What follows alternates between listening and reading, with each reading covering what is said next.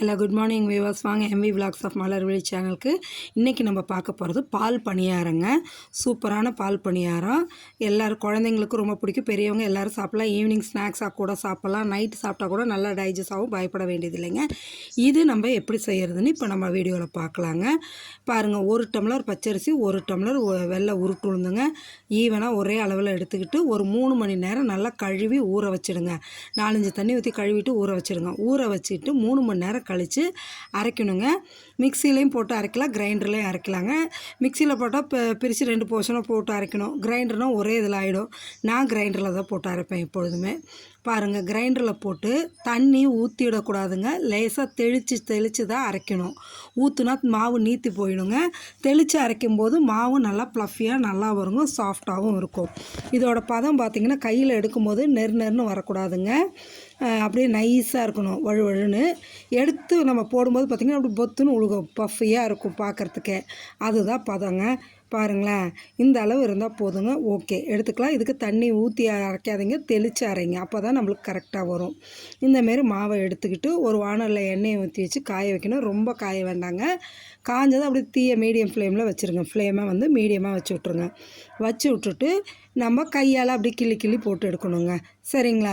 இதுக்கு ப்ரொசீஜரே என்னென்னா, ஒரு தேங்காய் தொட்டி இருக்குல்ல, தேங்காய் சிரட்டை தேங்காய் தொட்டி எடுத்து ஒரு ஹோல் போட்டு அதில் தான் இந்த மாவை போட்டு அந்த ஒரு விரலால் வச்சு தள்ளி விடும்போது சின்ன சின்ன உருண்டையாக ஈவனாக பாலாக வருங்க. அதுதான் ப்ரொசீஜருங்க. ஆனால் நான் அப்படி செய்ய மாட்டேன், நான் இப்படி தான் செய்வேங்க. அப்படியே கிள்ளி கையாலே கிள்ளி போட்டுருவோங்க. ஏன்னா அது வந்து ரொம்ப ப்ராக்டிஸ் இருந்தால் தான் அது வருங்க. நம்ம இப்படி செய்கிறது ஈஸியாக சீக்கிரம் செஞ்சிடறதுங்க. என்ன இது கிள்ளி போடும்போது கொஞ்சம் வால் மாதிரி நீட்டிகிட்டு இருக்கும், அவ்வளோதான். மற்றபடி வேறு ஒன்றும் இல்லை. டேஸ்ட்டெல்லாம் சேம் டேஸ்ட்டு பக்காவாக இருக்குங்க.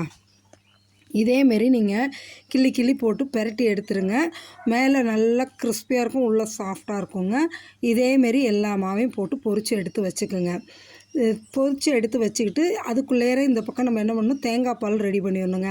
நல்லா ஏலக்காய் போட்டு நாட்டு சர்க்கரை போட்டு ஒரு தேங்காயை துருவி போட்டு தேங்காய் பால் எடுத்து வச்சுக்கணுங்க. இதுக்கு தேங்காய் பால் தான் நம்ம வைக்க போகிறோம். சரிங்களா?